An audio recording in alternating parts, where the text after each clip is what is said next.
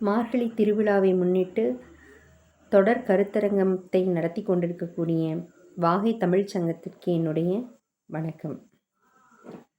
மாணிக்கவாசகரால் இயற்றப்பட்ட திருப்பெருந்துறை என்னும் இடத்தில் திருப்பள்ளி எழுச்சி பாடப்பட்டுள்ளது. திருப்பெருந்துறை என்ற அந்த பெயருக்கு சில சிறப்புகள் உண்டு.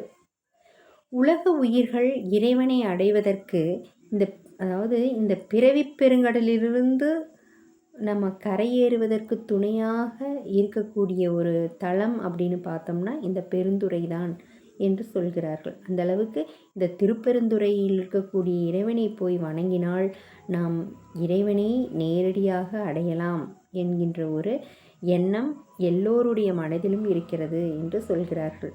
அதுதான் கரையேறுவதற்கு துணையாக பெரும் துறையாக விளங்கக்கூடிய தலம்னு சொல்கிறாங்க. அதனால் இது பெரும் துறை அப்படின்னு சொல்கிறாங்க. கடலிலிருந்து, ஏன்னா பிறவிங்கிறதே பெருங்கடல் இல்லைங்களா? இந்த பெரும் கடலிலிருந்து நாம் இந்த பிறவி பெருங்கடலிலிருந்து நீந்தி அந்த கடலிலிருந்து எப்படி நீந்தி வெளியேறுகிறோமோ அது மாதிரி இந்த பிறவிங்கிற பெருங்கடலிலிருந்து வாழ்க்கை முழுதும் முடித்து நம்ம இறைவனடி சேரக்கூடிய ஒரு வழியை யார் காட்டுவாங்கன்னு சொன்னால் சிவபெருமான் தான் காட்டுவார் அப்படின்னு சொல்லக்கூடிய தலமாக இந்த திருப்பெருந்துறையில் இருக்கக்கூடிய சிவன் இருக்கின்றார் என்று சொல்கிறார்கள். அதனால் இது பெரும் துறை, திருப்பெருந்துறை என்று பெயர் வந்ததாக கூறப்படுகிறது. இன்று மக்களால் அந்த திருப்பெருந்துறை ஆவுடையார் கோயில் என்று வழங்குகிறார்கள். இது மட்டுமல்லாமல் நம்மளுடைய அரிமர்த்த பாண்டியன் முதலமைச்சராக இருந்த காலத்தில் வாதவூரார், அதாவது மாணிக்கவாசகருடைய இயற்பெயர் வாதவூரார் கீழ்கடற்கரைக்கு குதிரை வாங்குவதற்காக சென்றபோது அவரை குருந்த மரத்தின் கீழிருந்து குருவடிவில் இறைவன் ஆட்கொண்டு அவரை மாணிக்கவாசகராக ஆக்கிய மாட்சிமை பெற்ற ஒரு தலமும் இத்தலமேதான். மாணிக்கவாசகர் அருள் பெற்ற ஒரு புண்ணிய பூமியாக இந்த திருப்பெருந்துறையை சொல்லலாம். அதற்கு அருபரத்து ஒருவன் குருபரனாக வந்து காட்சி தந்த பதி என்ற வாசகம் இதற்கு உதாரணமாக அமைகிறது. இந்த திருக்கோயில் பார்த்திங்கன்னா இறைவனுடைய கட்டளைப்படி மாணிக்கவாசகரால் கட்டப்பட்டதாக கூறப்படுகிறது. வெள்ளாறு பாய்கின்ற வயற்பரப்புகள் நிறைந்த பகுதியாக இந்த பகுதி திருப்பெருந்துறை அமைந்திருக்கிறது அப்படிங்கிறதுக்கு தெள்ளநீர் வெள்ளாறுபாய் திருமிழலை நாட்டு பெருந்துறை என்ற வரிகள் இதற்கு ஆதாரமாக அமைந்திருக்கிறது. நல்ல வளம் நிறைந்த பகுதியாகவும் சிறந்த பகுதியாகவும் இந்த திருப்பெருந்துறை அமைந்திருப்பதாக நம்மளுக்கு சுட்டி காட்டுறாங்க.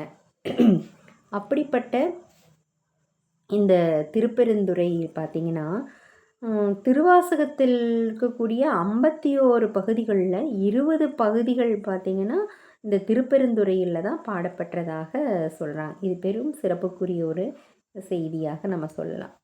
அதில் என்னென்ன அப்படின்னு பார்த்தோம்னா திருச்சதகம், திருப்பள்ளி எழுச்சி, செத்திலாப்பத்து, அடைக்கலப்பத்து, ஆசைப்பத்து, அதிசயப்பத்து, புணர்ச்சிப்பத்து, வாழாப்பத்து, அருட்பத்து, பிரார்த்தனைப்பத்து, குழைத்த பத்து, உயிரெண்ணிப்பத்து, பாண்டிப்பதிகம், திருவேசரவு, அற்புதப்பத்து, சென்னிப்பத்து, திருவார்த்தை, திருவெண்பா, பண்டாய நான்மறை இதெல்லாம் பார்த்திங்கன்னா இந்த தளத்தில், அதாவது திருப்பெருந்துறை என்ற தளத்தில் பாடல் பெற்றதாக அமையப்பட்டிருக்கிறது, பாடப்பெற்றதாக சிறப்புக்குரியதாக அமைகின்றதுன்னு பார்க்குறோம்.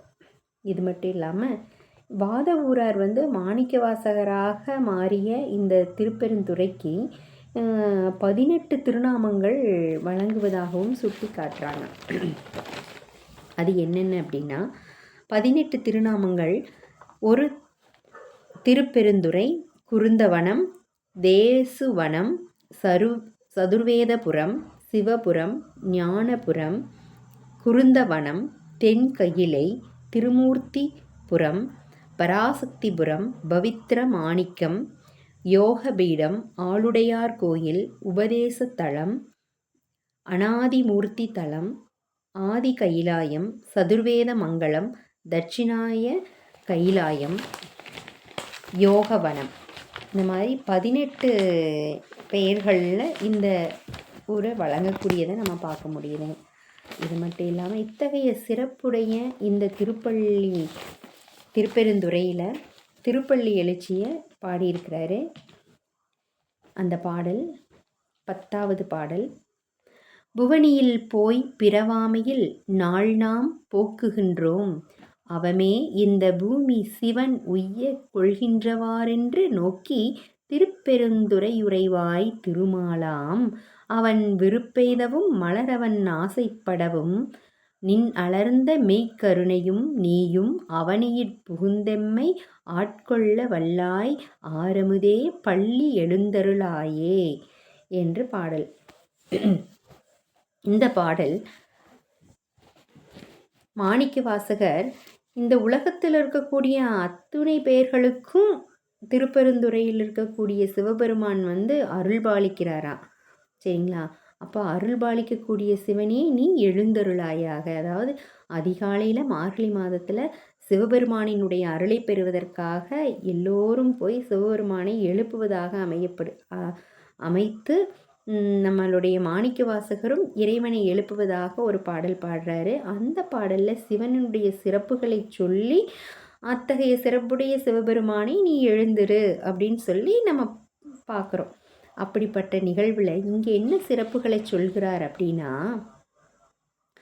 புவனியில் போய் பிறவாமையில் நாள் நாம் போக்குகின்றோம். புவனின்னா இந்த உலகம். இந்த உலகத்தில் நாம் பிறக்காத காரணத்தினால நம்ம நாளை, ஏன்னா வீணாக நாளை போக்குகின்றோம் என்று வேறு யாரும் சொல்லலிங்க. யாரெல்லாம் சொல்கிறாங்களா, இந்த உலகத்துக்குள்ளே பூமியில் பிறக்காம நம்ம இந்த நாளையே வீணாக போக்கிவிட்டோம், அதனால் இறைவனுடைய அருளே நமக்கு கிடைக்கலின்னு சொல்லி கவலைப்பட்டதாக திருமாலும், யாருங்க, சிவபெருமானினுடைய போக்குகின்றோம் என்று உந்தித்தாமரையில் பிறந்த திருமாலும் திருமாலினுடைய உந்தித்தாமரையில் பிறந்த பிரம்மனும் இந்த பூமியில் பிறக்காத காரணத்தினால் வீணாக நாளை போக்குகின்றோம் என்று வருத்தப்படக்கூடியதாக சுட்டி காட்டுகிறார் மாணிக்கவாசகர்.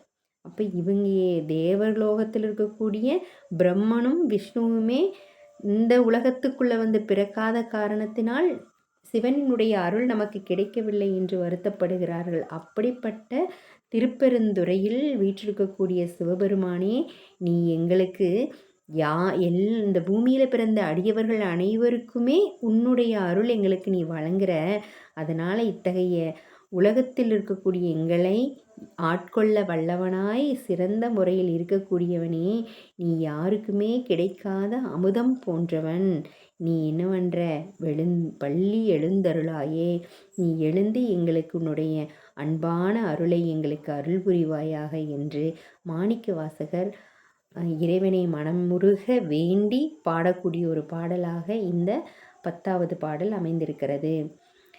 தான் மட்டுமே வேண்டினால் பத்தாது, இந்த உலகத்தில் இருக்கிற அனைவருமே இறைவனை வேண்ட வேண்டும் என்று எண்ணி தேவலோகத்தில் இருக்கக்கூடியவர்களும் கூட வருத்தப்படக்கூடிய நிலையில் இருக்கிற சிவபெருமானை இந்த உலகத்தில் உள்ள அனைவருமே வேண்டி விரும்பி வழிபாடு செய்கின்றோம் என்ற பதிவையும் இங்கு சுட்டி காட்டுவதை காண முடிகின்றது. நன்றி.